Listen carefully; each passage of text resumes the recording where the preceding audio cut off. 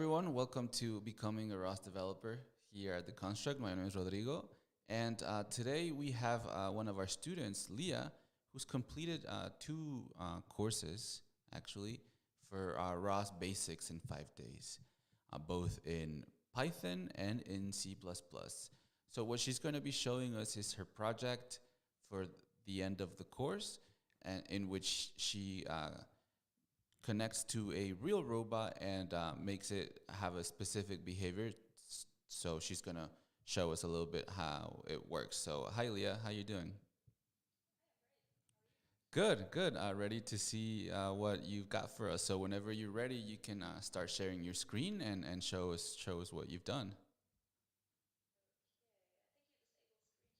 Yeah, let me do that. Okay, you should be able to now.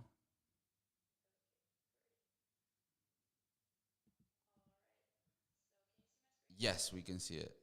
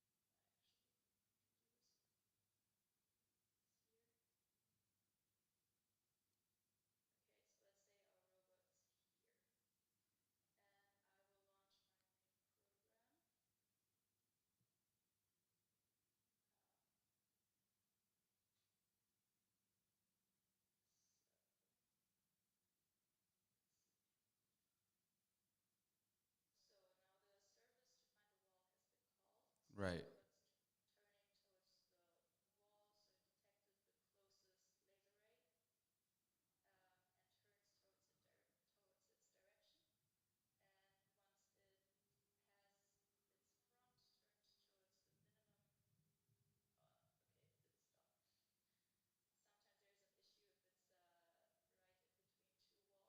Maybe it's because you're really close to that obstacle.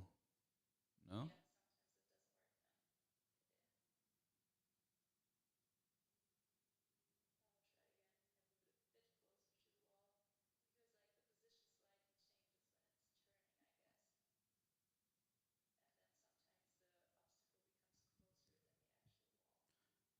All right. So the service is looking for the smallest value, just one, or is it doing a range, or how is it finding this?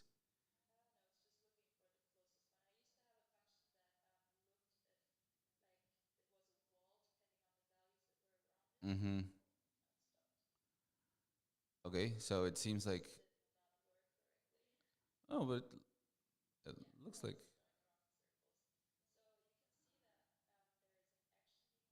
uh-huh.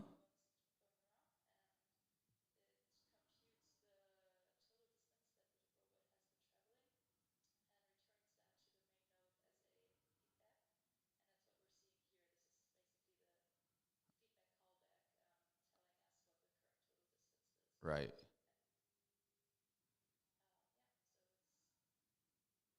So if it goes too far away, I'm assuming you just you make it move closer with an angular velocity and mm,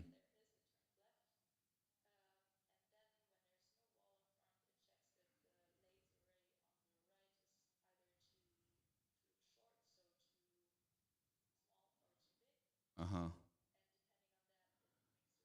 Oh, that was like a perfect lap.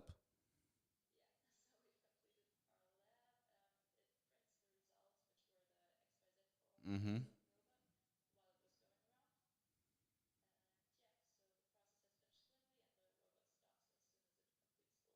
All right, nice.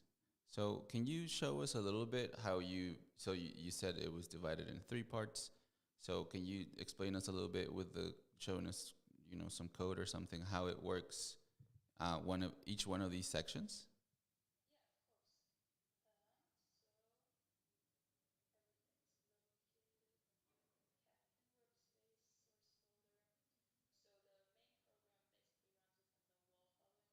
Mm-hmm.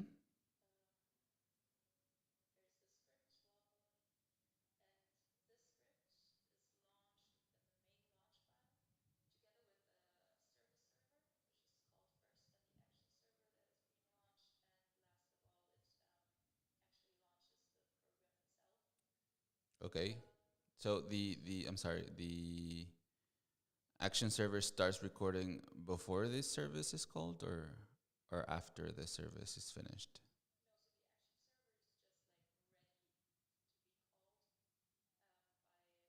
By the main one. Okay.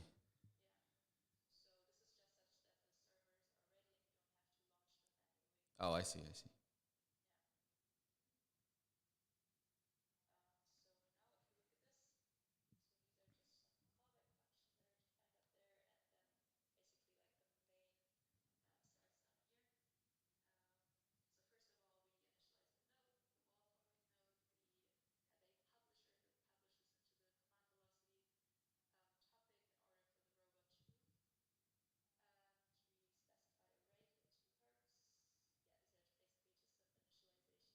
Mm-hmm.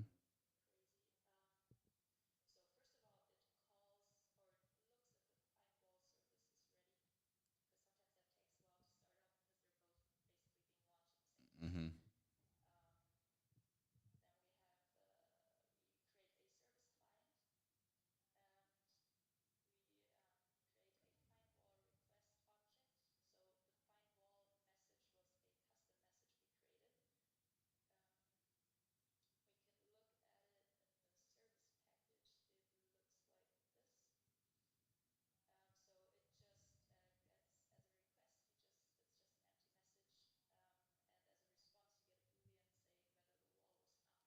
Mm-hmm.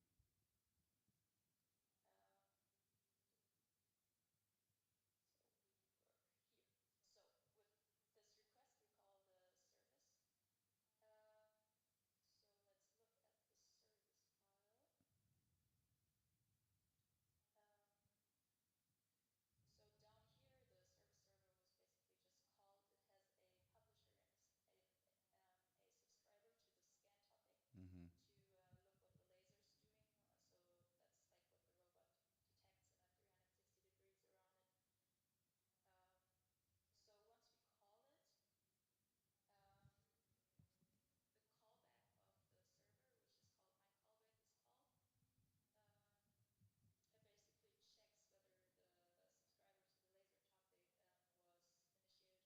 Mm-hmm.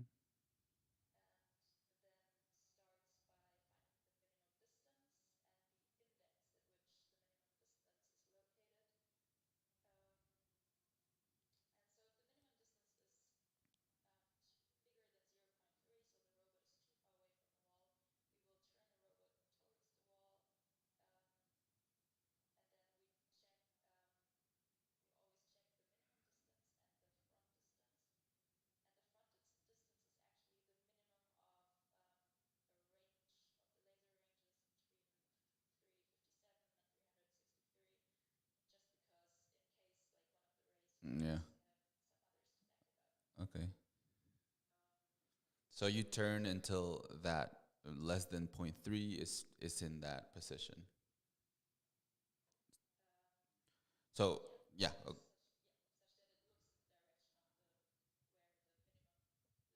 Okay.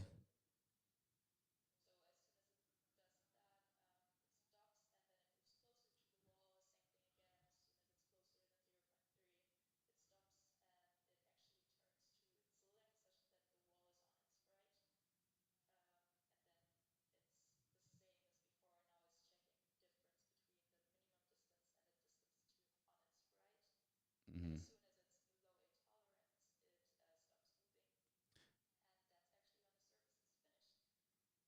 Okay. And what if the obstacle is closer to, or the obstacle or the wall, and it doesn't, it's closer than that value? Uh,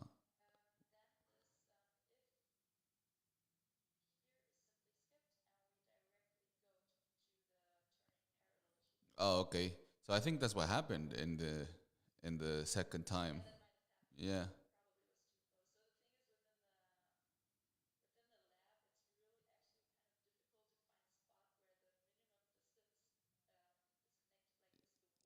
Yes.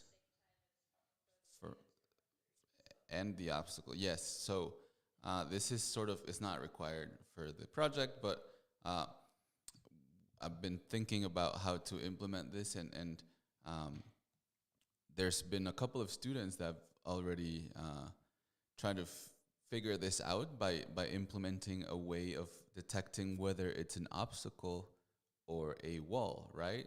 So, oh,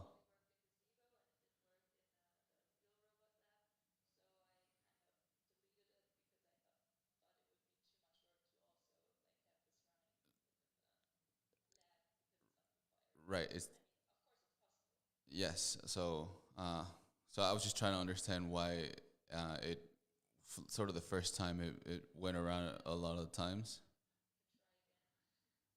I mean, if you want, yeah.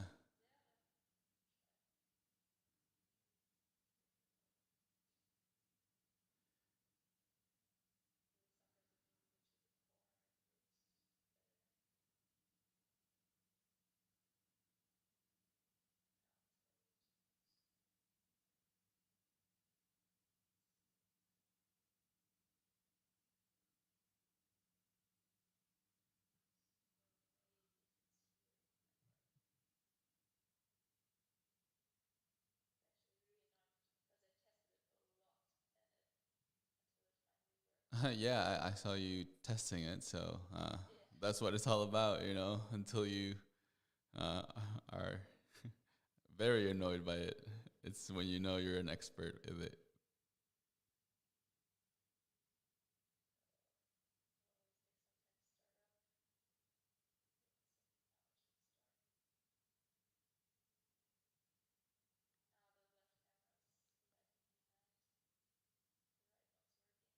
Oh, yeah. So this usually gets fixed if you close it and open it again. If you close the window and open it again. Well, but it's moving. We can see that it kind of went over, right? A little bit. So if you leave it running like this, okay. If you leave it running like this, it'll just continue to do this because it hasn't found.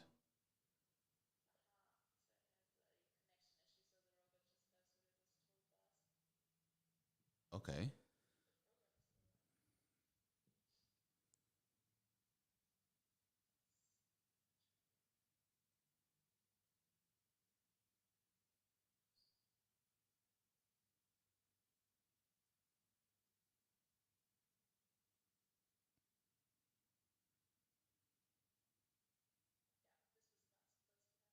Hmm.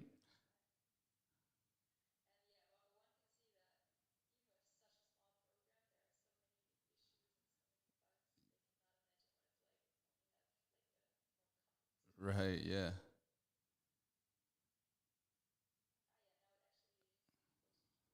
I saw that. Yeah.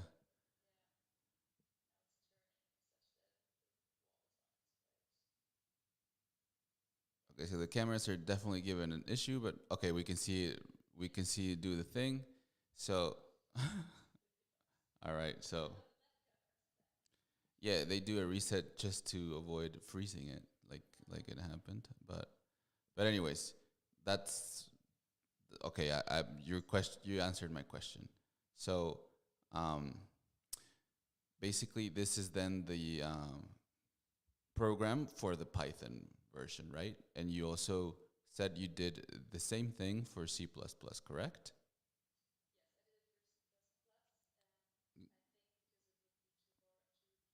Yeah, just talk about the main differences and why you would choose one over the other, in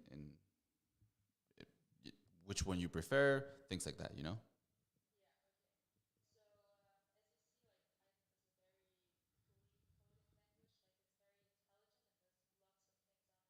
Mm-hmm.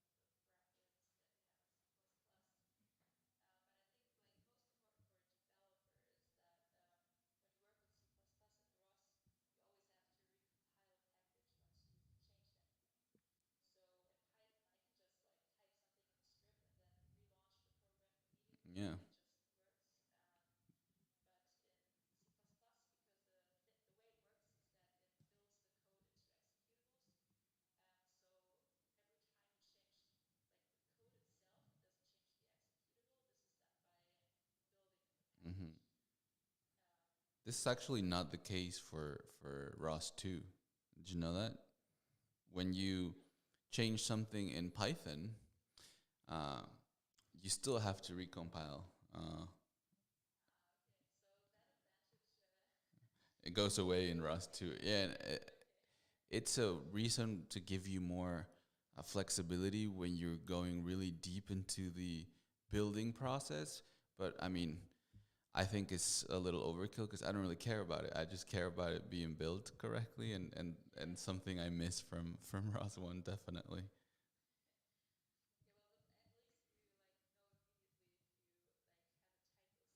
Mm-hmm.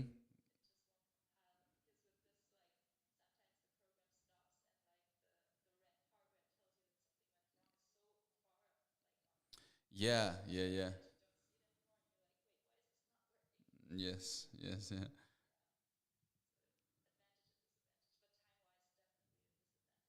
Mm-hmm.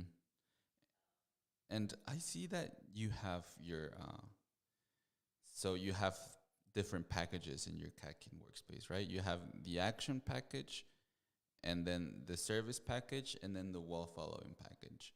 So, um, and then you have a script and an SRC. Is the SRC where you have your uh, CPP files?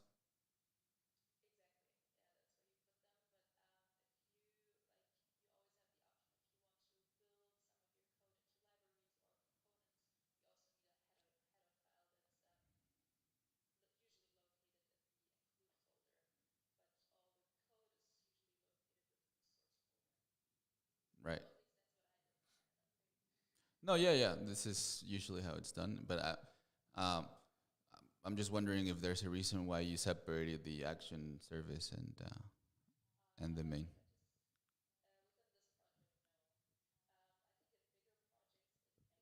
Yes.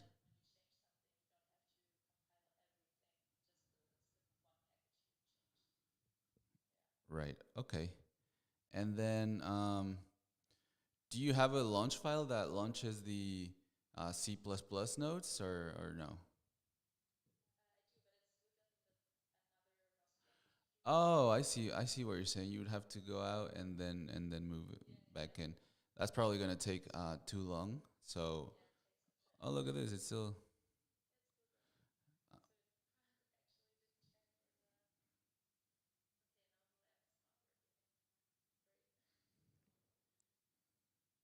All right. So then let me ask you one more question that I saw. I saw that you had a time dot sleep in your main program of like 2 seconds or something. Uh, maybe it's not your main program, but you had a time that one. Yes, the subscribe and the subscriber. Is there a reason why? Oh no, it's not this. Is this within a function or is this just the initialization?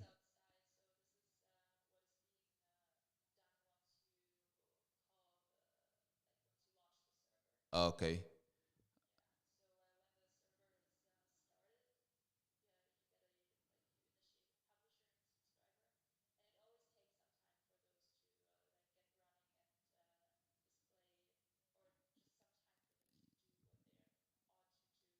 Yeah, and that's why you do the wait for server.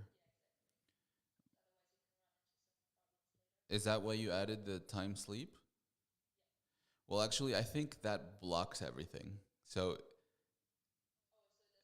right. So if you put a time dot sleep, like nothing, like it's as if you like shut it down for a sec. I'm not positive, but I think that's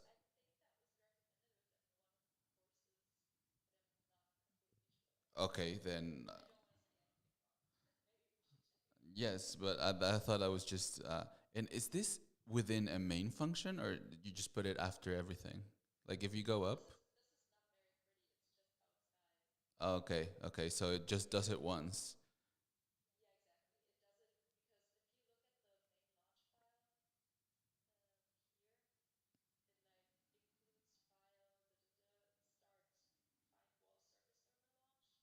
Mm-hmm.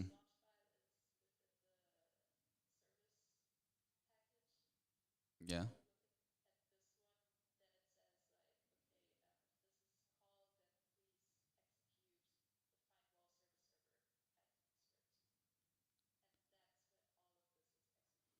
you know you can actually in your that first launch you told me you can do the in the other package because it's in the same workspace, so it's going to find it regardless.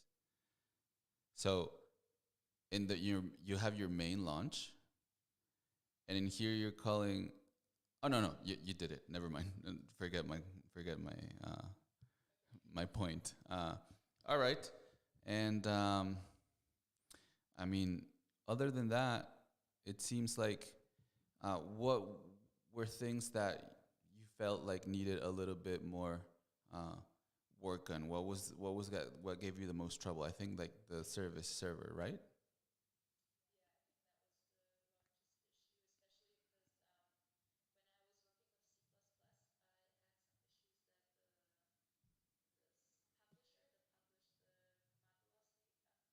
Mm-hmm.